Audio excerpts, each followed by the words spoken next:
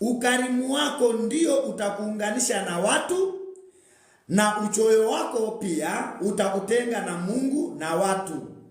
Yaani ukitoa mchango mzuri kwa harusi, utapewa kadi ya kuingia harusini mbele kwa heshima. Matendo ya Mitume 10 mstari wa 1 mpaka wa 8.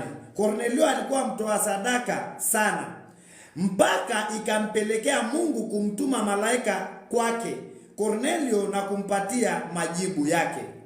Kumbuka, hakuna sadaka, hakuna majibu pia.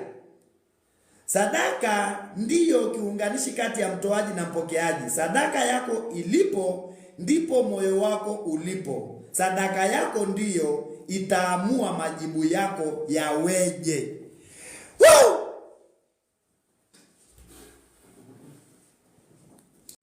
Ni kanisa linalohitaji pesa nyingi kwa ajili ya kuweza kuendesha mambo ya muhusuyo Mungu hapo duniani au kanisani.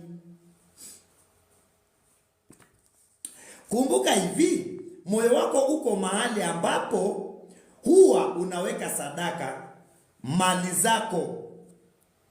Moyo wako upo mahali ambapo huwa unaweka mali zako.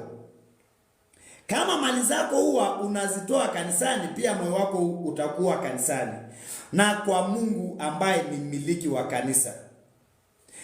Kama huwa unatoa mali zako kwa pepo na majini na wachawi, moyo wako utakuwa kwa shetani, kwa wachawi, kwa majini.